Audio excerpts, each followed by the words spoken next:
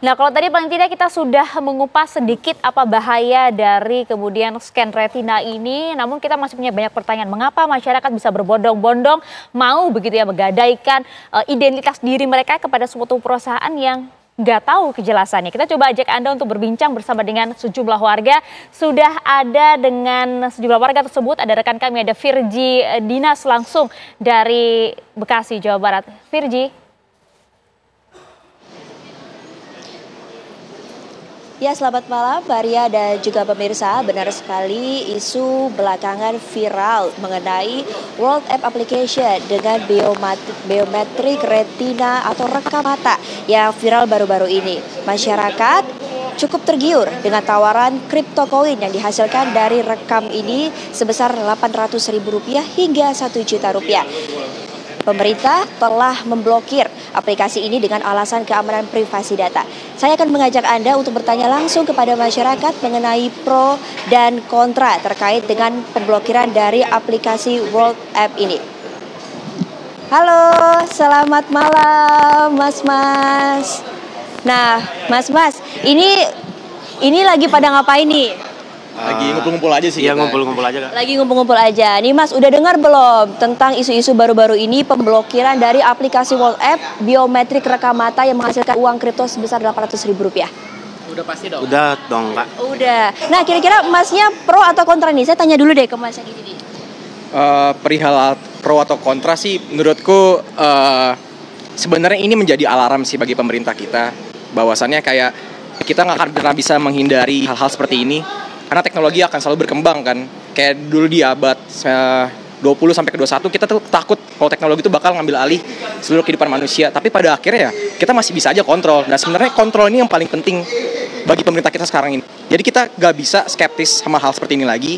Dan ini menjadi hal yang penting banget sih. Dan untuk masalah privasi untuk di masyarakat itu menurut aku kayaknya semua orang juga punya haknya gitu masyarakat gitu. Jadi kayak sebisa mungkin memang sebenarnya ini menjadi PR penting bagi pemerintah sih. Dan pastinya untuk masyarakat juga ya. Kita saling. Jadi Mas pro ya dengan pemblokiran dari World App ini? Pro ya, asalkan diperketat. Nah, kalau Masnya gimana nih?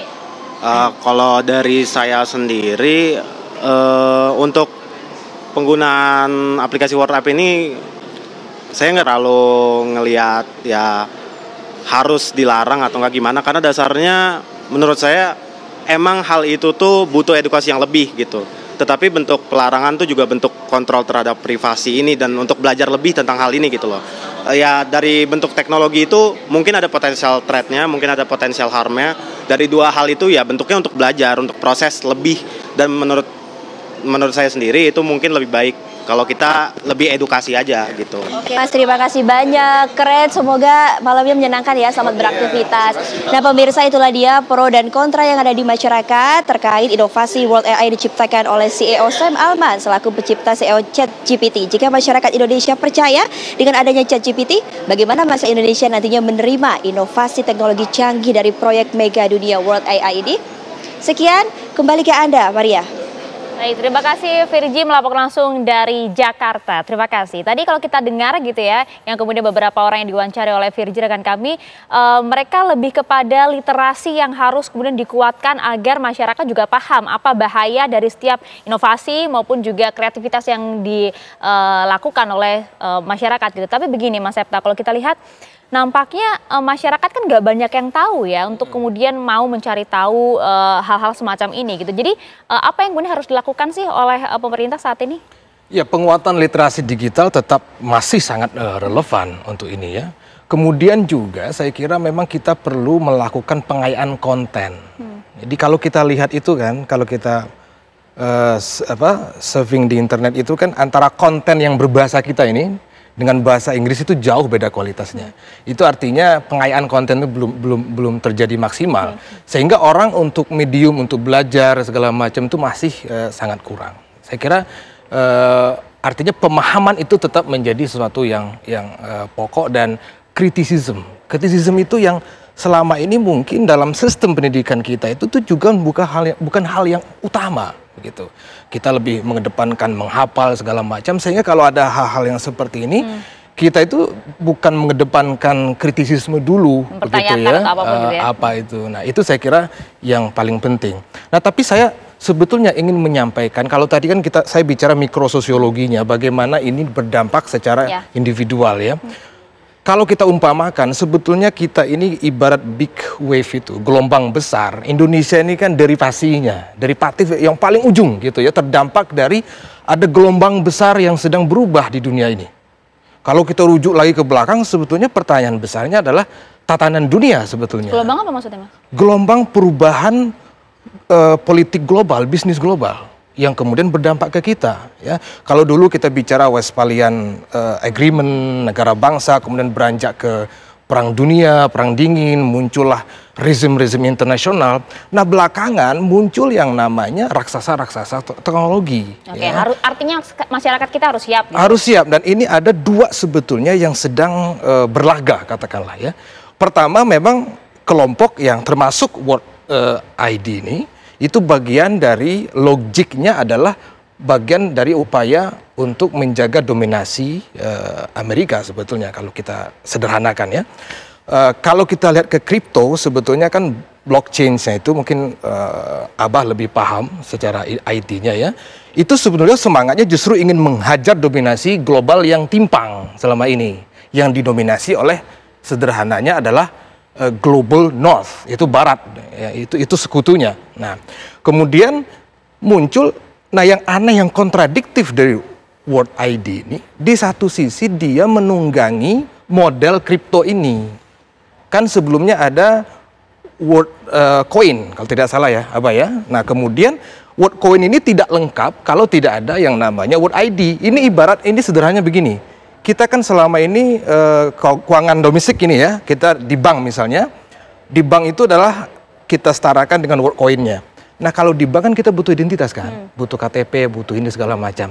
Nah pertanyaannya kan yang belum lengkap dari sistem kripto ini kan ID-nya apa? Nah, itu dia. Gitu. Nah mereka kemudian World Coin harus dilengkapi dengan ID ini. Nah ID ini nanti akan menembus negara bangsa, dia akan lintas negara bangsa, dan disitulah Indonesia sebetulnya perlu agak lebih waspada, karena di sini dia mengancam kedaulatan di situ. Nah itu dia, pemerintah kita kan juga kemudian harus tidak hanya meliterasi masyarakat ya, tapi juga kemudian juga harus berbicara mengenai hal ini. Artinya Mas Shanti, pada saat kemudian ini sudah viral gitu di media sosial gitu ya, adakah kemudian perwakilan dari pemerintah ataupun juga pihak-pihak yang kemudian meng-cross check kepada Anda, paling tidak sedikit menjelaskan mengenai hal ini? Nggak ada. Sama sekali ya? Sama sekali nggak ada. Oke, setelah kemudian kita udah bahas ini ya, kita tadi udah bahas bahayanya seperti apa, kemudian bahkan tadi sampaikan bahwa ini sudah ada hubungannya dengan politik dan juga bisnis dunia gitu ya. Mengkhawatirkan atau bagaimana Mas kalau menurut Anda? Ada sisi mengkhawatirkan buat saya, tapi yang sudah terjadi Mbak gitu ya. Ya kita jalanin aja gitu. Karena kan sudah terjadi gitu, sudah di-scan dan sudah mencairan juga segala macam, dan akhirnya sekarang viral. Viralnya itu karena bahaya privasinya, takut diperjualbelikan, takut disalahgunakan, dan dipakainya dengan hal yang negatif. Oke, nyesel kah? Kalau dibilang nyesel sih enggak ya Mbak. Enggak Mas? Enggak nyesel. Kenapa? Karena dapat duit? Iya, bisa dibilang karena dapat duit. Ya, tapi memang masyarakat kita seperti ini ya Mas Septa ya? Ya kalau dilihat dari, ya kalau kita bicara bahaya langsung sebetulnya kan belum ada ya, yang terdampak langsung kan nggak ada sebetulnya kan, artinya tidak direct sebetulnya ininya. Jadi ya perspektif awam ya bisa begitu, artinya ya gua dapat duit kok, bahaya langsungnya juga kita belum terasa kok gitu ya? Kan, ya itu ya dalam dengan keterbatasan literasi saya kira ya wajar-wajar aja. Wajar-wajar ya seperti itu. Abah, jadi sebenarnya ini akan digunakan untuk apa sih? Kita masih belum tahu nih, kita berhadapan dengan apa sebenarnya? Dari sejak pertama ini tampil dan kemudian saya melihat alatnya, melihat aktivitasnya semua, kita ngelihat sekarang dulu suatu iming-imingnya. Kan iming-imingnya dipermudah ya. Berarti ini diharapkan banyak orang yang mau menggunakan. Dan ternyata tadi bukan hanya tadi dibilang nomor ponsel dan nama aja, dan nomor telepon tadi. Ternyata ada alamat email. Tadi waktu offline di situ saya cek sama Sandi ya, ada alamat email. Ini suatu identitas digitalnya yang sudah ada di sini dipegang. Sekarang kemudian apa yang digunakan? Saya bilang bahwa dalam hal teknologi digital yang namanya nangkap retina itu tidak mungkin. Saya bilang kan tadi gitu kan, ini harusnya hanya iris, tidak mungkin retina. Dan sudah berapa hari analisa saya ini, tapi maaf jadi gemeter kalau ini yang saya ngeri adalah ternyata yang sedang dibisniskan merinding adalah... loh, bener loh. Bener merinding ya, karena orbsnya. Dia sedang menganalisa orbsnya ini untuk dijual kepada institusi, kepada lembaga manapun, bahwa alat ini sekarang cukup dengan berjarak dari mata tanpa perlu menempel retina, sudah bisa menangkap retina. Kalau ternyata memang benar ya. Wow. Bayangkan sekarang semua aksesibilitas, bahkan ke tempat-tempat yang restriktif, itu memerlukan akses retina yang saya bilang tadi. False acceptance rate-nya dan false rejection rate-nya paling baik di antara pemindaian biometrik lainnya. Kalau ini sekarang, tuh merinding terus saya benar-benar kelihatan ya. Kalau alat ini sekarang akhirnya dianggap sukses, kenapa saya bilang sukses? Bayangkan, ada orang Hong Kong, ada orang Timur Tengah, ada orang dari Karibian, ada termasuk orang dari Afrika, orang Eropa, orang Indonesia, Asia, semuanya dari orang Jepang. Ini dia lagi memindai, menguji semuanya kesahihan alat ini. Kalau memang sudah bagus, sekarang kemudian alat ini nanti bisa diperjualbelikan sama mereka. Yuk kalau lagi mau ngincar orang siapa apa segala, nggak perlu lagi dari dekat-dekat, cukup taruh di lift aja, lift gadungan, tempel, nanti si orang ini kalau lagi dia membaca, langsung retina udah dapat, berikutnya nanti mengakses digital di tempat-tempat yang intelijen atau tempat-tempat yang confidential, ya maka Anda bisa menggunakan data ini untuk masuk. Ya kan, sangat mungkin. Karena apa? Sekarang saya bilang bahwa ini teknologi memang sangat canggih kalau memang mampu tadi dibilang, ya, men-scan mata bukan berdasarkan iris tetapi retina dengan jarak yang sedemikian. Gitu ya, sekitar saya lihat kan gitu ya. Berarti ini jengkal saya itu 20 cm. Nah, ini udah bisa kayak gitu, ya kan, apalagi kalau ternyata 30. Nah, sekarang mengenai penggunaan data digitalnya di sini, ya tentu itu adalah suatu tambahannya lagi, mereka sekarang jadi mempunyai data. Kan ini kalau udah dibilang nanti masuk ke pasar internasional, mereka harus memastikan bahwa masio usernya sudah ada gitu ya, udah banyak dan ini sudah bisa terbukti dan valid diuji berbagai tempat. Ya. Nah, ini adalah sebagai satu nilainya aja. Moga-moga tidak terjadi yang kita khawatirkan nanti data disalahgunakan. Ngeri sekali loh itu Abah kalau kemudian kita bisa petakan dampak ke depannya karena makanya data diri dan juga data digitalnya mereka iya. sudah miliki dan kalau sudah terjadi seperti Mas Adi tadi sampaikan, ya sudah terjadi, saya mau harus seperti apa? Nah, mungkin Abah bisa menjawabnya sesaat lagi ya, kami akan kembali untuk Anda.